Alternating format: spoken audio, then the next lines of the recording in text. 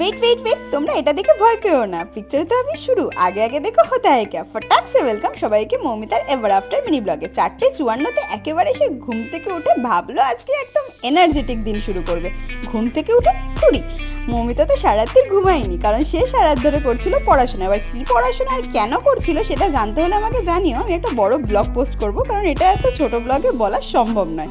তারপরেই সে করে নিচ্ছিল ঘর দৌড় গুছিয়ে, একেবারে ফিটফাট হয়ে নিজেই করছিল পড়াশোনার জন্য আবার প্রিপারেশন। এই ঘরদোর গোছানোর একটা কাণ্ড শোনো। আসলে আমি বাড়িতে থাকি 2 দিন, তাই চাই যে বাড়িতে মা আর যে কাজের কাকি রয়েছে তারা যাতে একটু রিলিফ পায়, তাই আমি আর কি বাসন কোসন আর ঘর ফর ঝাড় দিয়ে নিচ্ছিলাম, আর কিছু না। উইকডেজে মা আমাকে একটা কাজ করতে দেয় না, তাই উইকেন্ডে ভাবছিলাম সকালে যখন উঠেই পড়েছি মাকে একটু হেল্প করি। সেই ভেবে জিরে ভেজানো জলের প্রিপারেশন নিয়ে একেবারে করতে বসলাম মেডিটেশন।